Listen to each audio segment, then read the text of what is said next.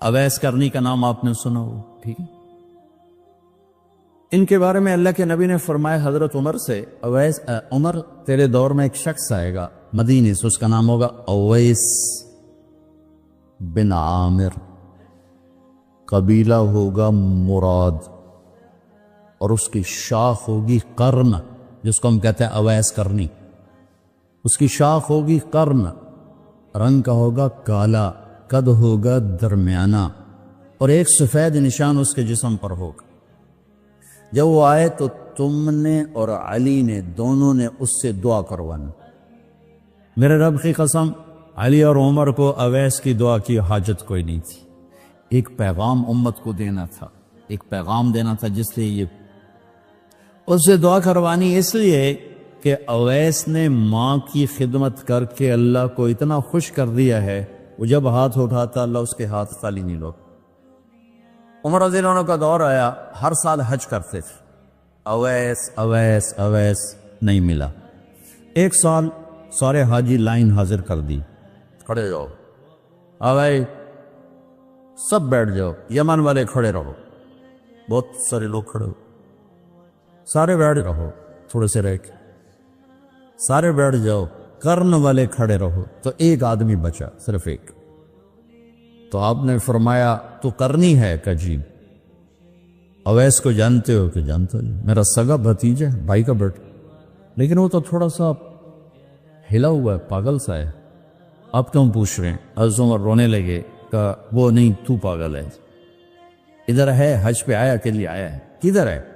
کہ جی وہ چلے گئے، اونٹ چرانے نکل گیا ہے عرفات کی طرف۔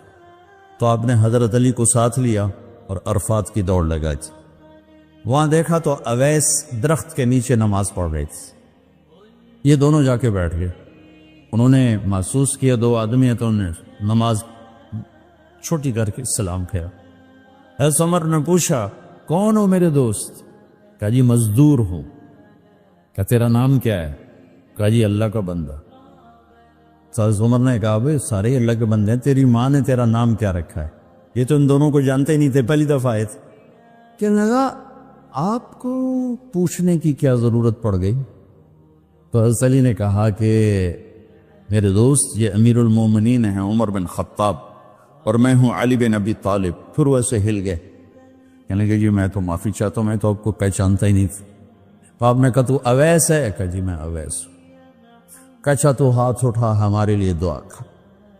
وہ رونے لگے کہ جی میں آپ کے لیے دعا، میں تو آپ کے قدموں کی خاک بھی نہیں، اور ہے بھی نہیں۔ جس نے نبی کو آنکھوں سے دیکھا وہ کو نہیں پکڑ سکتا، اس کے برابر کو نہیں آ سکتا۔ ماں کا مقام بتانے کے لیے یہ ساری بات آپ نے فرمائی، دعا کروانی ہے کہ اس نے ماں کی خدمت کر کے وہ کر دیا ہے کہ جب ہاتھ اٹھاتا ہے، یہ مقام جہاد سے نہیں ملا، تبلیغ سے نہیں ملا، ذکر سے نہیں ملا، تہجد سے نہیں ملا، تلاوت سے نہیں ملا، حج سے نہیں ملا، عمرے سے نہیں ملا، خرچ سے نہیں ملا، خیرات سے نہیں ملا، سخاوت سے نہیں ملا، جان دینے سے نہیں ملا، یہ ماں کی خدمت سے مقام ملا۔ تو عمر اور علی جیسوں کو کہا جا رہا ہے دعا کروانا اس سے، اور وہ رو رہے ہیں میری مجال میں توڑے واسطے۔ کہا بھائی اللہ کے نبی نے فرمایا تھا، اللہ کے نبی نے فرمایا تھا کہ دعا کروانی۔ میرے نبی نے فرمایا کہ جب لوگ جنت میں جا رہے ہوں گے، اویس بھی جا رہا ہوگا، دروازے کے قریب اللہ فرمائیں گے باقی سب کو جانے دو، اویس کو روک لو۔ تو وہ اویس پریشان ہو جائیں گے کہ اب بوئے تے آتے کیوں رکاوٹ مان گئی، دروازے تے آگے کیا رکاوٹ ہو گئی؟ تو وہ کہیں گے یا اللہ آپ نے مجھے کیوں روکا ہے؟ تو اللہ تعالیٰ فرمائیں گے پیچھے دیکھو، پیچھے دیکھیں گے تو جہنم کے لوگ کھڑے ہوں گے، مجرم۔ کہیں گے اویس تو نے مجھے خوش کیا ماں کی خدمت کر۔ کیا کہا؟ ماں کی خدمت کر کے، جو بیچاری مائیں ذلیل ہو رہی، یہاں زیادہ ہوتی ہیں، پاکستان میں کم ہوتی، پر ہوتی وہاں بھی ہیں۔ اسی سفر میں کتنی ماؤں کے اتنے پرچے آئے کہ میرا بیٹا شراب پیتا اور پھر مجھے گالیاں نکالتا، بھر گئے میری جیبیں پرچوں سے، کیونکہ مستورات بھی بیان میں آتی تھی، تو ہر بیان میں کوئی نہ کوئی پرچہ آیا کہ میرا بچہ مجھے گالیاں نکالتا ہے، شراب پیتا ہے، زنا کرتا ہے، پھر مجھے گالیاں نکالتا۔ تو یہاں زیادہ ذلیل ہے، ہمارے ہاں بھی کوئی کم ذلیل نہیں ہے. کوئی قسمت والی ماں ہے جس کو فرما بردار اولاد ملتی ہے. اویس تو نے مجھے بہت خوش کیا ماں کی خدمت. دیکھیے جہنم کے لوگ کھڑے ہیں، تو انگلی کا اشارہ کرتا جا. اللہ، جدھر جدھر تیری انگلی کا اشارہ ہوگا ادھر ادھر لوگوں کو جہنم سے نکال کے جنت میں ڈال. آج میں تیری توفیل لاکھوں آدمیوں کو جنت میں پہنچاؤں. عدد عربیہ و مدر، لاکھوں کا لفظ نہیں آتا. عرب کے 2 قبیلے اپنی تعداد میں سب سے زیادہ تھے، تو اللہ تعالیٰ کہیں گے اویس آج تیری توفیل جتنا ربیہ اور مدر 2 بڑے قبیلوں کے لوگ ہیں اتنے مجرم آج تیری توفیل جنت میں ڈال دو. اللہ اکبر. جب میرے رب نے مقام بخشا، ایک اور واقعہ بھی سناتے. آپ نے فرمایا میں آج رات جنت میں گیا. ایک تو معراج ہے جو جاگتے ہوئے، خواب میں تو بہت دفعہ ہوا. آج رات میں جنت میں گیا، میں نے آواز سنی قرآن کی تلاوت. میں نے پوچھا یہ کون تلاوت کر رہا ہے؟ ان کا جی یہ حارثہ بن نعمان ہے. تو آپ نے کہا حارثہ بن نعمان؟ وہ تو مدینے بیٹھا ہے. دیکھو آپ کو سنانے کے لیے مائک لگا ہوا ہے اوپر، تھوڑے سے لوگ آپ، اور حارثہ کی آواز جنت میں جا رہی ہے اور وہ مدینے بیٹھے ہوئے ہیں 7 آسم پار کر. کیسے پوری جنت میں اس کی آواز کیوں آ رہی ہے؟ کہ یا رسول اللہ انہوں نے ماں کی ایسی خدمت کی ہے کہ اللہ تعالیٰ نے خوش ہو کر کہا ہے حارثہ جب قرآن پڑھے ساری جنت کو سناؤ، ساری جنت کو سناؤ. اچھا کیسی خدمت کرتے تھے؟ ان کے کپڑے بیوی سے نہیں دھلاتے تھے، خود دھوتے تھے. ہم لوگ اپنی بیویوں پہ ڈنڈا چڑھا کے کھڑے ہوتے، میری ماں نے کپڑے دو، میری ماں نے روٹی پکا، میری ماں نے چاء بنا کے دے. آپ کی بیوی کے ذمے آپ کی ماں کی خدمت نہیں ہے. میری بیوی کے ذمے میرے باپ کی خدمت نہیں ہے، میری ماں کی خدمت نہیں ہے، میری بہن بھائیوں کی خدمت نہیں ہے. لیکن یہ بر صغیر کے معاشرے کا ظلم ہے کہ آنے والی بچی ٹکڑے ٹکڑے ہو جاتی، پس کے رہ جاتی. ماں کے لیے کیا کرتے تھے؟ سالن خود بناتے تھے، آٹا گوندتے تھے، روٹی پکاتے تھے، پھر تھالی میں پلیٹ میں رکھ کر ماں کو سامنے بٹھا کر خود کھلاتے تھے. کھلاتے بھی خود، اور ماں کیوں ہے نکالتے. ایک دفعہ موسیٰ علیہ السلام نے پوچھا یا اللہ میرا جنت کا ساتھی کون؟ تو فرمایا فلاں قصائی تیرا جنت کا ساتھی. تو موسیٰ علیہ السلام تھوڑا سوچ میں پڑ گئے کہ قصائی تے موسیٰ دا جوڑ کے میں بیٹھ، وہ فلاں مجاہد، فلاں عالم، فلاں ولی اللہ، وہ تیرا جنت کا ساتھی، قصائی تیرا ساتھی. تو موسیٰ علیہ السلام نے پتہ پوچھا اور پہنچ گئے. تو وہ گوشت کی دکانوں میں ایک دکان اس کے بیچ جو میں بٹھا چوکڑی مار کے اپنا بیچی جاندے تھے، ٹکی جاندے. کوئی موسیٰ علیہ السلام کو اسپیشل. جب شام کو وہ چلنے لگا، جب وہ اس کا گوشت ختم ہو گیا تو اس نے ایک طوطا تھیلے میں ڈالا اور چل پڑا. موسیٰ علیہ السلام بھی ساتھ چل پڑے. وہ گھر پہنچا تو موسیٰ علیہ السلام نے کہا میں آ جاؤں؟ کریے آ جاؤ. اس نے جا کے کیا کیا، بوٹیاں ڈال کے گوندھا، اس کو نرم ہونے رکھ دی، سالن تیار کیا، پھر روٹی تیار کی، ٹرے میں رکھا. ایک عورت اس طرح پڑی، اس کو جا کے ہلایا، ماں جی، آنکھ کھولی، ایک ہاتھ سے اٹھایا، سہارا دیا، دوسرے ہاتھ سے نوالے بنا بنا کے کھلاتا رہا. تو اس نے یوں سر ہلایا کہ مطلب میری بس. تو اس کا منہ صاف کیا اور اس کو سہارا دے کے لٹانے لگا تو کچھ بڑبڑائی. موسیٰ علیہ السلام ذرا فاصلے پر تھے، سن نہیں سکے کیا کہا. موسیٰ علیہ السلام نے فرمایا میرے بھائی یہ کون ہے؟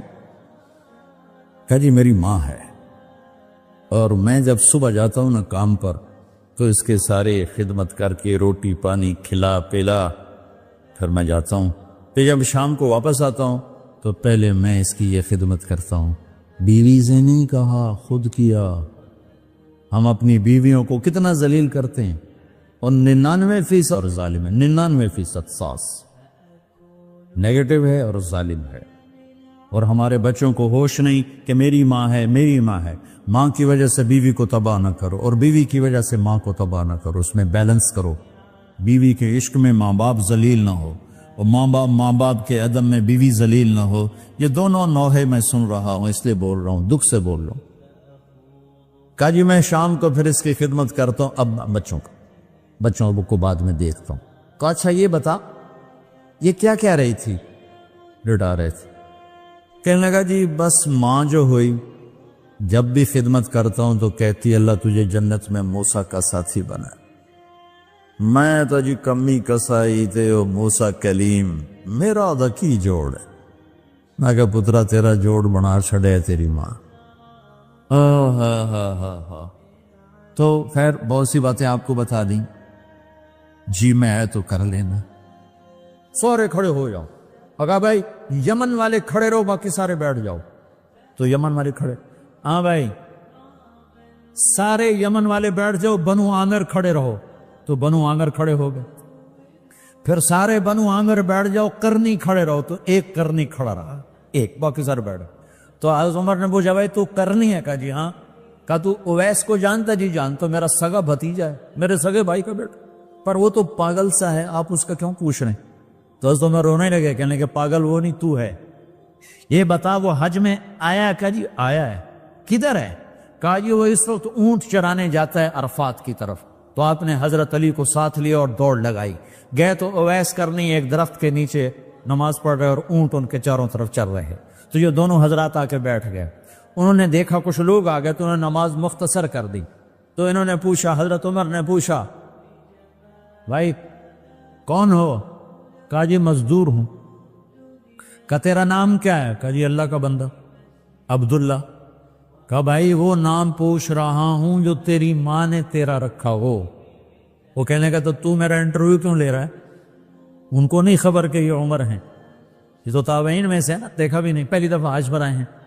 تو حضرت علی بول پڑے کہ بھائی یہ امیر المومنین ہیں عمر بن خطاب اور میں ہوں علی بن ابی طالب۔ تو وہ پھر ایسے کانپ گئے، کہنے میں معافی چاہتا ہوں، میں نے آپ کو نہیں پہچانا، میں آپ کو بھی سلام پیش کرتا ہوں اور آپ کو بھی سلام پیش کرتا ہوں، میرا نام میری ماں نے اویس رکھا۔ حضرت عمر نے کہا کپڑا ہٹاؤ اپنی کمر سے۔ تو ان سے کمر سے کپڑا ہٹایا تو سفید نشان تھا۔ تو کہا ہاتھ اٹھا اور ہم دونوں کے لیے دعا کا ہے۔ وہ رونے لگے، کہا میں تو آپ قدموں کی خاک نہیں، میں آپ کے لیے کیسے دعا کروں؟ کرنی پڑے گی، ہمارے نبی نے ہمیں کہا تھا کہ تیری ماں کی خدمت نے تجھے وہاں تک پہنچا دیا ہے کہ تو یوں کرتا ہے تو اللہ لبیک کہتا۔ صرف نماز روزے کا نام اسلام نہیں ہے، اور بھی دکھ ہیں زمانے میں محبت کے سوا، راحتیں اور بھی ہیں وصل کی راحت کے سوا۔ اخلاق کا بہت بڑا باب ہے جس کو امت نے بھلا کے رکھ دیا۔ انسانی حقوق تو پائمال ہو گئے، تباہ ہو گئے۔ تو حضرت عمر نے دعا کروائی، پھر انہوں نے ہاتھ اٹھائے ہیں اور دعا کی ان کے لیے کہ ماں ہے،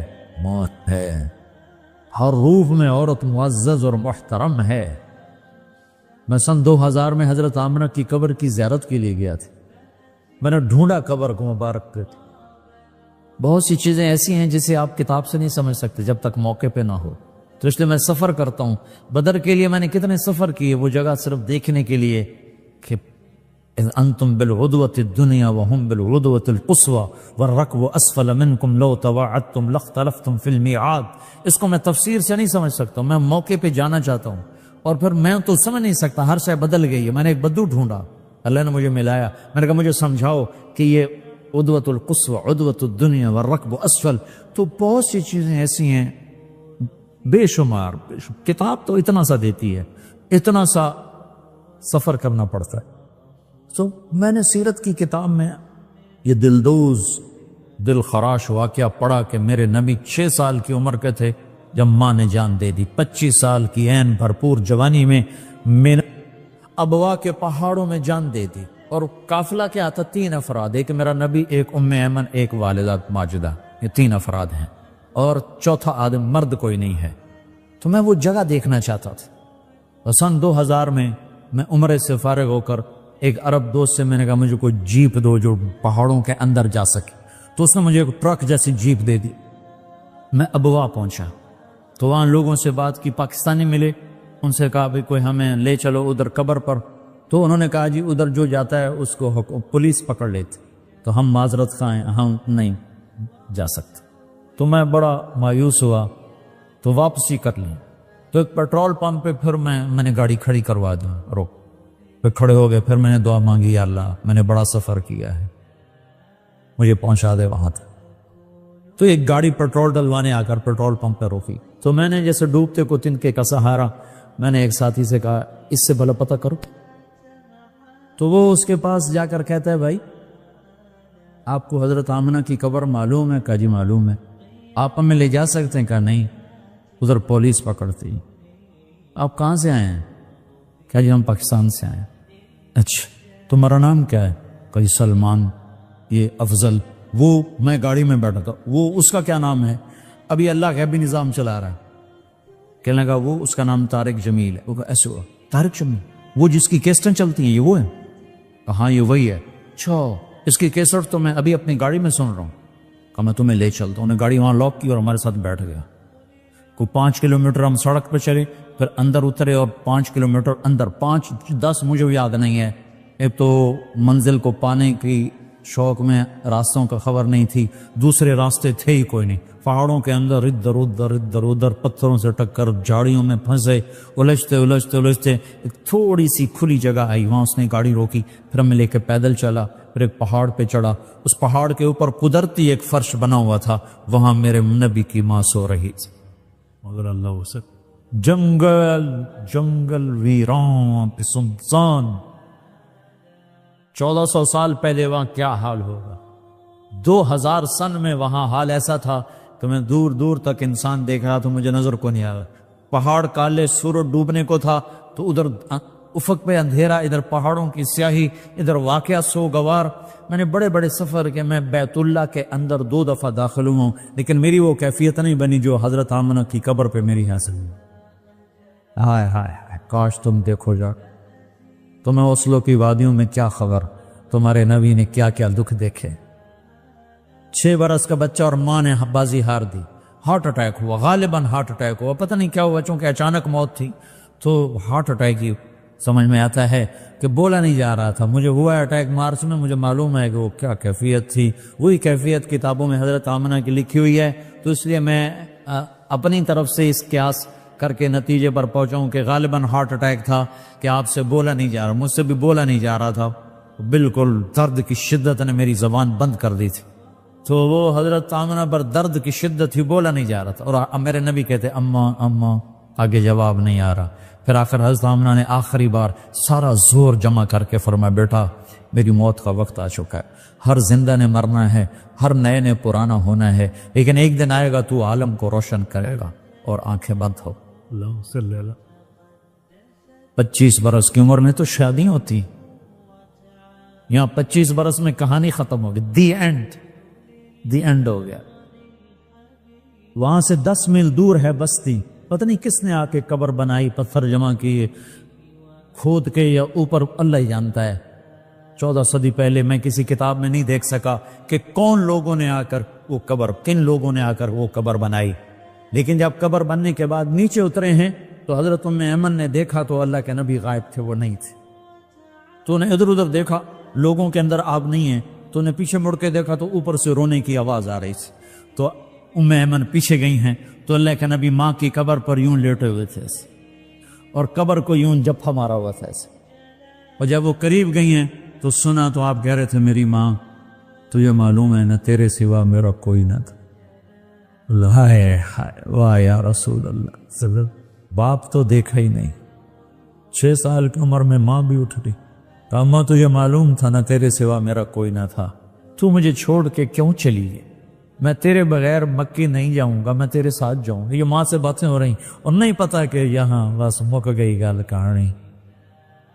تو ام ایمن نے پکڑا، کہا میرے بیٹے اٹھو، کہا نہیں اماں یہ بھی ماں ہے، انہوں نے بھی دودھ پلایا، میرے نبی کو 8 عورتوں نے دودھ پلایا ہے، ان میں ایک ام ایمن بھی ہیں، تو کہا نہیں اماں مجھے چھوڑ دو، میں اپنی ماں کے بغیر نہیں جاؤں گا، زبردستی کھینچا ہے لیکن میں نے یہ قصہ ہزاروں دفعہ سنایا ہے، ہزاروں دفعہ، اور میں ہر دفعہ روتا ہوں، ورنہ آدمی 2-4 دفعہ سنا کے آنسو خشک ہو جاتے ہیں، لیکن میرے ہر دفعہ آنسو تازہ ہو جاتے ہیں کہ میں نے پڑھا نہیں، میں نے وہ جگہ دیکھی ہے، میں نے سفر کیا، میں اس کی وحشت سمجھتا ہے کہ وہ کیا دکھ بری گھاٹی تھی جو وہاں میرے نبی پر آئی۔ اور جب آپ نے حج کا سفر کیا کتنے سال گزر چکے؟ 56 سال گزر چکے ہیں۔ 56 سال کے بعد آپ نے حج کا سفر کیا ہے، تقریباً 57 سال، 63 سال کی عمر میں حج ہو رہا ہے، حج کے بعد انتقال ہو رہا ہے، 6 برس کی عمر تھی، 57 سال گزر چکے ہیں، اور آپ نے ابوا کے راستے سے مدینے سے مکے کا سفر کیا، اور جب ماں کی قبر کے پاس پہنچے تو خیمے لگنے تھے ابوا کے آگے جا کر وادی میں، شہر میں، لیکن آپ نے ابوا کی بجائے ماں کی قبر پر کہا ادھر ہی خیمے لگا دو۔ 60-70 ہزار کا مجمع تھا، اور سب کے خیمے لگا کر پھر آپ اپنی ماں کی قبر کے سرانے تشریف لائے، اور یوں بچوں کی طرح گھٹنے اٹھا کے ہاتھ یہاں رکھ کے اور سر گھٹنوں میں دے کے ایسے چھوٹے بچے کی طرح روئے، جیسے چھوٹا معصوم بچہ نہیں روتا، یوں گھٹنوں میں سر دے کے ہوں ہوں کر کے آپ کے رونے کی آواز دور تک آ رہی تھی۔ اپنی ماں کا غم 57 سال کے بعد بھی تازہ ہے۔ وہ فریب خورد شاہیں جو پلا ہو کر گسوں میں، اسے کیا خبر کہ کیا ہے رہو رسم شاہ بازی۔ جو اوصلوں میں پلا ہو اسے کیا خبر دین کیا ہے، ماں کیا ہے، باپ کیا ہے، محبت کیا ہے۔ صحیح بات۔ تو میں آپ بھائیوں کے سامنے ہاتھ جوڑتا ہوں، توبہ کرو، اللہ کی طرف رجوع کرو۔ کتنے ہمارے ملک پہ فتنے آ رہے ہیں، کبھی حکمرانوں کے فتنے، کبھی آپس کے فتنے، کبھی آسمان کے فتنے، دروازے کھلے ہوئے ہیں۔ یہ توبہ ہی ایک حل ہے جس سے یہ دروازے بند ہو سکتے ہیں۔ اگر اللہ دروازے بند نہ کرے تو ہم نہیں بند کروا سکتے، اور وہ اس وقت اس کی پکڑ کے فیصلے واپس ہوتے ہیں جب لوگ توبہ کرتے ہیں اجتماعی طور پر۔ تو ہم سب کو ضرورت ہے کہ ہم توبہ کریں۔ نیت کرتے ہو توبہ کی، کہو یا اللہ میری توبہ، پھر کہو یا اللہ میری توبہ، پھر کہو یا اللہ میری توبہ۔ میں 3 دفعہ اس لیے کہلواتا ہوں کہ آخری دفعہ اللہ کرے آپ کے دل سے نکلے، آپ کا اندر بولے یا اللہ میری توبہ۔ اس کو لے کر ساری دنیا میں پھرو، اس کے لیے وقت لگاؤ، اس کے لیے دنیا میں پھرو گے تو اللہ تعالیٰ آپ کا پھرنا آپ کی اپنی ہدایت کا ذریعہ بھی بنائے گا، اور آپ کے ذریعے سے سارے عالم کی ہدایت کا بھی اللہ تعالیٰ فیصلے فرمائے گا۔ رمضان کا مہینہ آ رہا ہے، تراویح کا اہتمام کرو، قرآن شوق سے سنو، اور رمضان کے روزے اگرچہ آپ کا روزہ لمبا ہے تو آپ کا اجر بھی اس کے برابر ہے، جتنی مشقت آپ اٹھائیں گے اتنا بڑا اجر آپ اللہ تعالیٰ سے پانے والے بنیں گے۔ جتنا اللہ کو راضی کرنے کے لیے کوئی تکلیف اٹھاتا ہے اتنا اللہ سے وہ لینے والا بن جاتا ہے۔ رمضان میں اللہ نے فیصلہ کیا تھا بدر کا بھی اور فتح مکہ کا بھی، تو سحری اور افطاری کے وقت میں دعائیں قبول ہوتی ہیں۔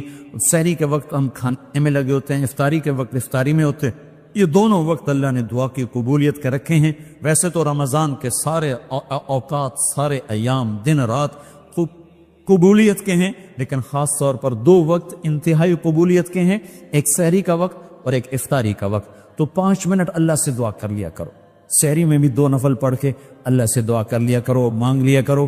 5 منٹ مانگو، 10 منٹ افطاری میں مانگو، اور سارے عالم کے لیے، اپنے لیے، انسانیت کے لیے ہدایت مانگو، دلوں کا بدلنا مانگو، دنیا بھی مانگو، آخرت بھی مانگو، یہ جہان بھی مانگو، وہ جہان بھی مانگو۔ تو سارے بھائی اس کی نیت کرتے ہو نا؟ جب چھٹیاں ہوں تو 4 مہینے تبلیغ میں پھرو، 40 دن کے لیے یہاں اندرون ملک پھرو، 4 مہینے کے لیے ہندوستان والے ہندوستان جاؤ، پاکستان والے پاکستان جاؤ، اور یہاں مقامی طور پر ہر ویکینڈ 3 دن کے لیے اللہ کے راستے میں پھرو۔ کہ یہ پھرنا تربیت کا ایک پہلو ہے، اس کے بغیر تربیت نہیں ہوتی، اس کے بغیر سیکھنے کے مرحلے سے انسان نہیں گزرتا۔ سیکھو گے تو اللہ تمہیں سکھائے گا، سیکھو گے تو اللہ تمہارے لیے راستے کھولے گا، سیکھنے کی نیت کرو گے تو اللہ تمہیں وہاں سے علم دے گا جہاں سے تمہارا وہم و گمان بھی نہیں ہے۔ اور مجھے لگتا ہے کہ سارے عالم کی ہدایت کے فیصلے اللہ تعالیٰ نے قریب کر دیے ہیں، کہ یہ ملک جہاں اللہ کا نام کوئی نہیں تھا، اللہ نے آپ لوگوں کو دنیا کمانے کے لیے بھیجا، اپنے ملکوں میں فقر پیدا کیا، اسلامی ملکوں میں فقر اور ظلم 2 چیزیں ہوئیں، تو لوگ پریشان حال ہو کر اپنے ملکوں سے نکلے رزق کی تلاش میں، کوئی امریکہ گیا، کوئی افریقہ گیا، کوئی یورپ گیا، کوئی اوسلو میں آیا، کوئی ڈنمارک میں چلا گیا، کوئی اٹلی میں چلا گیا، کوئی اسپین میں چلا گیا، کوئی انڈونیشیا میں چلا گیا، کوئی کہیں چلا گیا۔ اب یہ آپ لوگ ساری دنیا میں پھیلے ہو، اسلامی غیر اسلامی ملکوں میں۔ میں ادھر آلٹا میں گیا تو وہاں ماشاءاللہ اتنی، یہ جتنا یہ آپ کا پلر ہے اس سے ادھر اور یہاں سے لے کر وہاں تک اتنی لمبی مسجد، کچھ 100 آدمیوں کے نماز کی گنجائش کی مسجد آلٹا میں بنی ہوئی ہے. اس سے اگلا شہر جہاں سے وہ آخری وہ اس کا جو نارتھ کیپ بنا ہوا ہے اس میں چھوٹا سا شہر ہے. وہاں گیا تو وہاں بھی مجھے صومالین ملے اللہ کے فضل سے. ان کا ہم 15 کے قریب مسلمان یہاں موجود ہیں اور نمازیں زندہ ہیں، ذکر زندہ ہے، تلاوت زندہ ہے. تو یہ کھمبوں کی طرح اللہ نے آپ کو پوری دنیا میں گاڑ دیا ہے. پیچھے تبلیغ کا کام وائرنگ کرتا جا رہا ہے اور یہ وائرنگ ہو رہی ہے، وائرنگ ہو رہی. جس دن یہ وائرنگ مکمل ہوگی اللہ کا بٹن دبانا اور ہدایت کا آنا کوئی بڑا کام نہیں ہے. کوئی ہم سے کہے کہ ہدایت لاؤ تو یہ تو نبی نہیں لا سکتے، طارق جمیل کیا لائے گا؟ ہم یہ کہہ رہے ہیں اللہ ہدایت دے گا. اللہ جب ہوا چلائے گا تو پھر ایسے چلے گی کہ جیسے موسم بدلتے ہیں ایسی دنوں کی دنیا بدلتی چلی جائے گی اور ہدایت کی ہوا چلتی چلی جائے گی اور دل بدلتے چلے جائیں گے. آپس میں الفت و محبت سے رہنا سیکھو، درگزر کرنا سیکھو. تو انشاءاللہ اس کی سارے بھائی نیت کرتے ہو نا؟ درود شریف پڑھ. اللہم لک الحمد کما انت اہلہ فصلی علی سیدنا و مولانا محمد کما انت اہلہ وفعل بنا ما انت اہلہ انک